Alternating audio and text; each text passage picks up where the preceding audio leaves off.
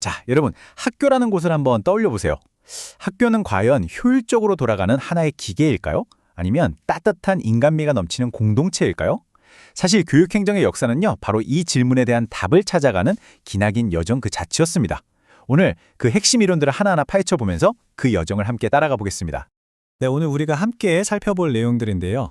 먼저 교육행정이 대체 뭔지 그 개념부터 딱 잡고 갈 거고요. 그 다음에 학교를 기계처럼 본 고전 이론, 그리고 아니다, 사람이 먼저다 라고 외친 대안 이론을 살펴볼 겁니다.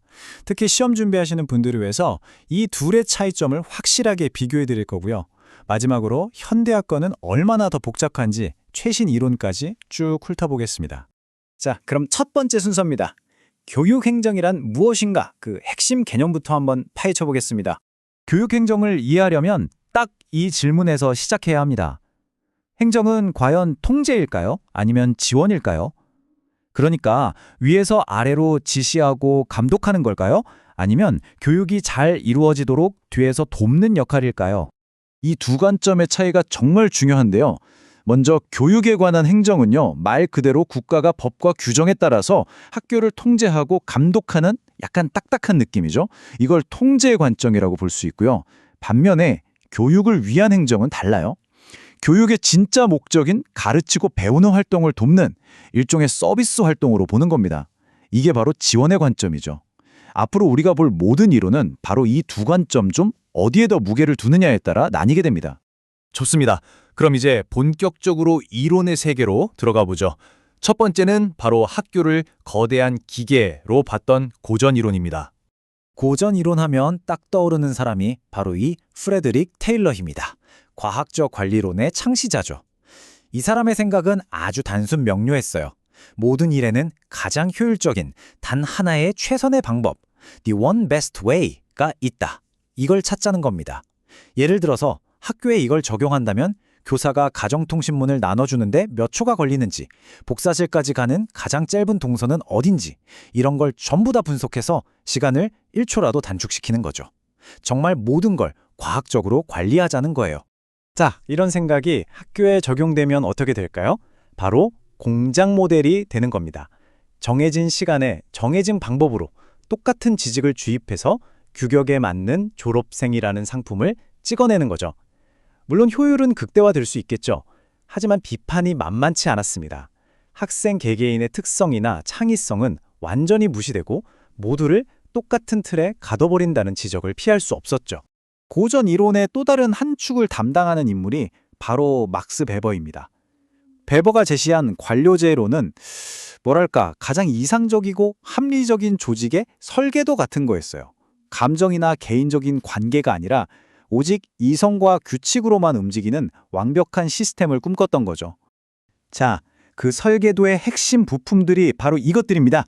먼저 분업, 그러니까 교무부장, 연구부장처럼 각자 맡은 일이 명확하고요. 권위의 계층, 즉 교장, 교감, 부장, 평교사로 이어지는 상하 관계가 뚜렷하죠. 그리고 모든 것은 규칙에 따라 처리됩니다. 누구에게나 똑같이 몰인정성의 원칙에 따라서요. 이렇게 하면 일 처리가 공정하고 안정적으로 보이지만 반대로 너무 딱딱하고 융통성이 없어지는 문제가 생길 수 있겠죠. 하지만 이런 기계 같은 학교에 대한 반발이 없을 수 없었겠죠. 학교는 공장이 아니라 사람은 기계 부품이 아니다 라는 목소리가 터져나오기 시작합니다. 그게 바로 인간관계론의 시작이었습니다. 이 이론은 관심을 완전히 다른 곳으로 돌렸어요.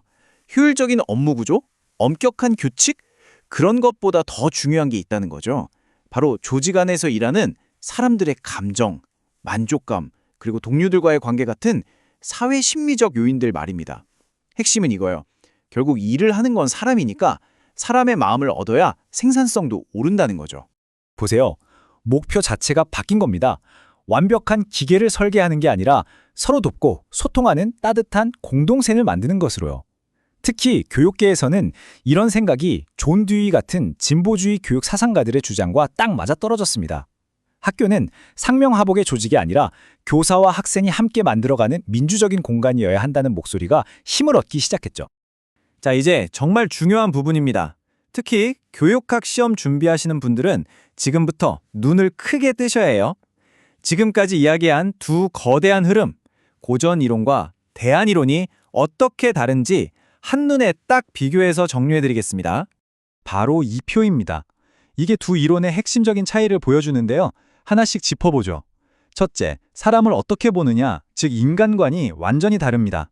고전 이론, 그러니까 테일러나 베버 같은 학자들은 인간을 기본적으로 경제적인 보상, 즉 돈 때문에 일하는 존재로 봤어요. 기계의 부품처럼요. 하지만 대안 이론은 아니라고 말합니다. 인간은 동료와 어울리고 인정받고 싶어하는 사회적 존재라는 거죠. 둘째, 그래서 중요하게 생각하는 가치도 달라요. 고전 이론은 오로지 효율성, 합리성, 그리고 통제를 추구합니다. 하지만 대안 이론은 민주적인 참여나 구성원들의 사기 같은 인간적인 가치를 훨씬 더 중요하게 여깁니다. 마지막으로 조직의 초점도 당연히 다를 수밖에 없죠. 고전 이론은 베버의 관료제처럼 눈에 보이는 공식적인 구조, 규칙, 과업에 집중하는 반면 대안 이론은 눈에 잘 보이지 않는 사람, 관계, 동아리 같은 비공식 집단의 힘에 주목합니다. 이 차이 정말 명확하게 이해하고 넘어가셔야 합니다. 그런데 말이죠. 현실의 학교가 정말 이렇게 기계 아니면 공동체처럼 딱 둘로 나뉠 수 있을까요? 현대의 학자들은 고개를 쳤습니다. 학교는 그보다 훨씬 더 복잡하고 이상하고 예측 불가능한 곳이라고 말이죠. 그래서 나온 말이 정말 파격적입니다.